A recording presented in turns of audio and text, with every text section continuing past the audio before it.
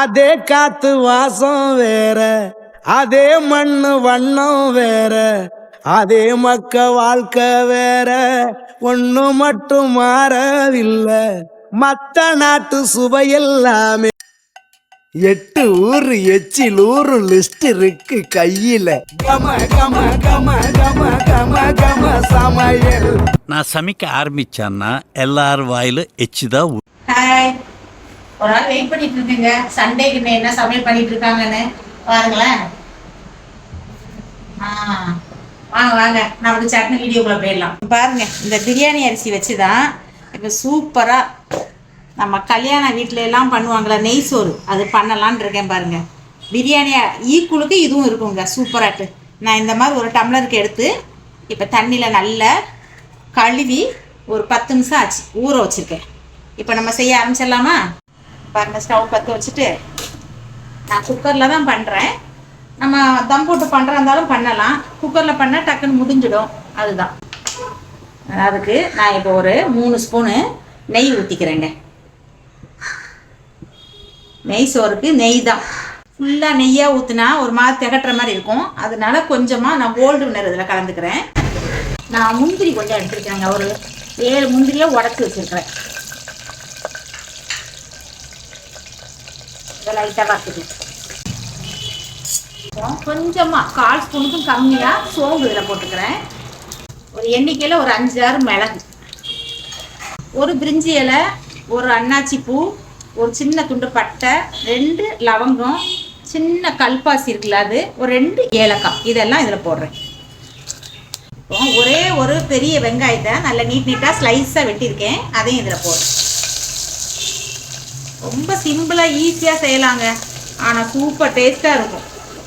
இதையும் பண்ணி நம்ம ஒரு சிக்கன் 65 இல்லை ஒரு முட்டை 65 பண்ணி சாப்பிட்டோம்னு வச்சுங்களேன், நம்ம பிரியாணிக்கு யூஸ்ஃபுல்லாக இருக்குங்க. சப்போஸ் என்னைக்காவது நமக்கு நான்வெஜ் செய்ய முடியல, சனிக்கிழமை ஞாயிற்றுக்கிழமை அந்த மாதிரி டைம்களில் வீட்டில் இருக்கிற அன்னைக்கு இந்த மாதிரி ஒரு பிரியாணி நம்ம செஞ்சோம்னு வச்சுங்களேன், சூப்பர் டேஸ்ட்டாக இருக்கும் அசத்தலாட்டு. இதுக்கு வந்து நம்ம ரொம்ப வெங்காயம் வதங்க தேவையில்லை. லைட்டாக கண்ணாடி பதம் வந்த உடனே நான் ஒரு 3 பச்சை மிளகாய் லைட்டாக மேல்டால கீறி இருக்கேன், அதையும் இதில் போடுறேன். ஒரு 1/4 ஸ்பூன் அளவுக்கு கல் உப்பு போட்டுக்கிறேன். ஒரு ஸ்பூன் அளவுக்கு இஞ்சி பூண்டு பேஸ்ட்டு நான் சதைச்சி தான் வச்சுருக்கேன், இதை போடுறேன். லைட்டாக ஒரு பிடி அளவுக்கு மல்லி இலை போட்டுக்கிறேன்.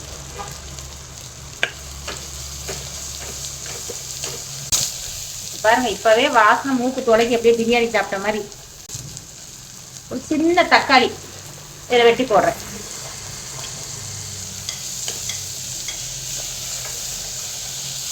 கால் பிடி அளவுக்கு புதினா இலை.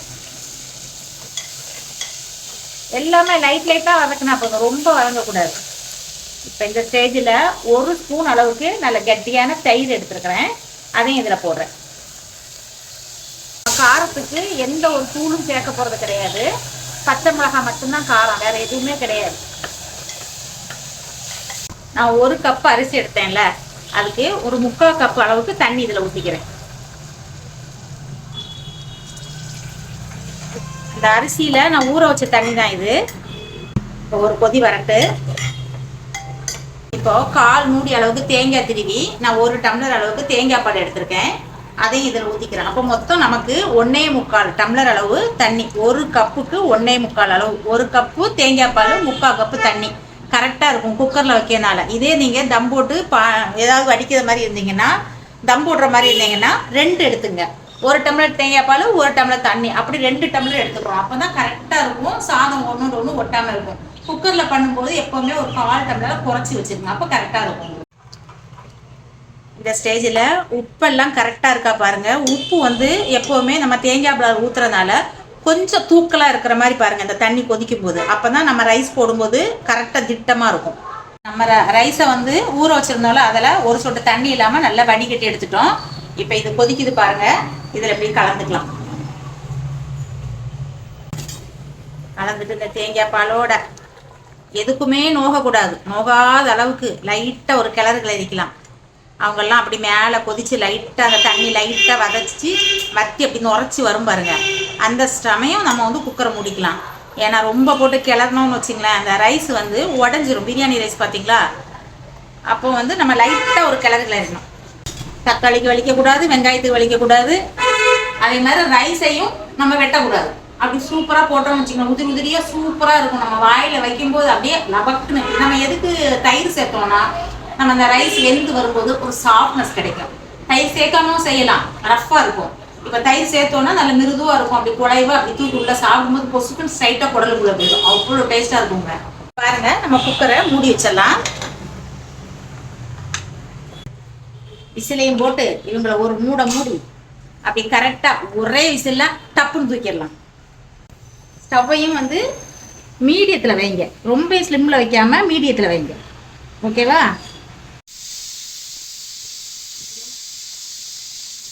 குக்கரில் ஒரு விசில் வந்து இறக்கி வச்சுருக்கேங்க. இது ஆறி இந்த விசில் அடங்குறதுக்கல்ல நான் வந்து வீட்டுக்கு ஒரு 3 முட்டையை வேக வச்சுருக்கேன். அதில் மிளகாத்தூள்லாம் போட்டு பெரட்டி வச்சுருக்கேன். அதையும் நம்ம ஃப்ரை பண்ணி எடுத்துடலாம். தோசைக்கல் தான் எடுத்துருக்கேன். இதில் லைட்டாக கொஞ்சமாக ஆயில் ஊற்றிக்கலாம். நீங்கள் கேட்பீங்க, இந்த முட்டையில் என்னென்ன மசாலா போட்டிருக்கீங்கன்னு கேட்பீங்க. எங்கள் வீட்டுக்கு தாங்க.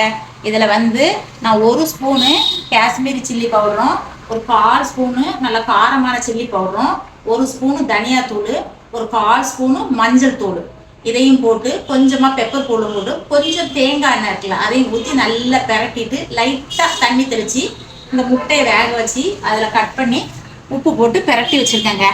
சூப்பராக இருக்கும். மீன் ஃப்ரை மாதிரியே இருக்கும். நீங்களும் ட்ரை பண்ணி பாருங்கள். ஒரு வாட்டி உங்களுக்கு நான் இதை ஷார்ட்டாக போட்டு விட்றேன். இந்த நெய் சோறுக்கு இந்த முட்டை வந்து காம்பினேஷன் சூப்பராக இருக்குங்க. இந்த ஆயில் ஹீட் ஆகுனா எல்லாத்தையும் இப்படி கவுத்தி போடுங்க. அப்போ தான் அந்த மசாலா வந்து உள்புறம் நல்லா பிடிக்கும்.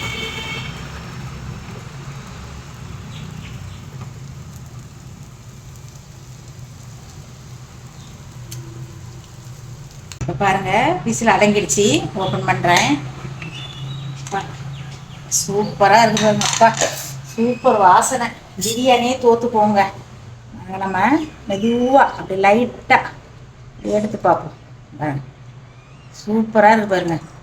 பாருங்கள், உதிரி உதிரியாக இருக்குது, அழகாக இருக்குது. 1 டம்ளர் தான் போட்டோம்.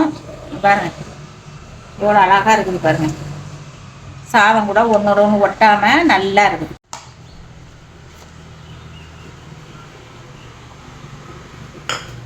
அப்படியே இதுக்கு மேலே லைட்டாக ஸ்ப்ரிங் ஆனியனை நெய்யில் வறுத்து மேலே டாப்பில் அப்படி இல்லை லைட்டாக தூவி விட்றேன் பாருங்கள்.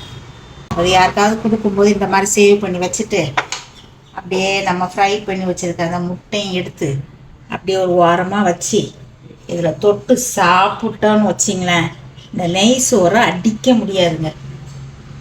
சூப்பர் டேஸ்ட்டாக இருக்குங்க.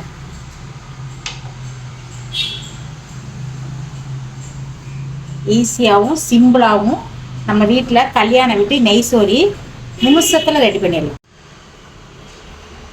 இந்த மாதிரி உங்கள் வீட்டில் ட்ரை பண்ணுங்கள். எனக்கு கமெண்டில் சொல்லுங்கள். நல்லா வந்துச்சுன்னா இதில் இருக்க நிறை குறைகளையும் கமெண்டில் சொல்லுங்கள். ஃபஸ்ட் டைம் நம்ம சேனலை பார்க்குற மாதிரி இருந்ததுன்னா நீங்கள் சப்ஸ்கிரைப் பண்ணுங்கள், லைக் பண்ணுங்கள், ஷேர் பண்ணுங்கள். ஓகேவா?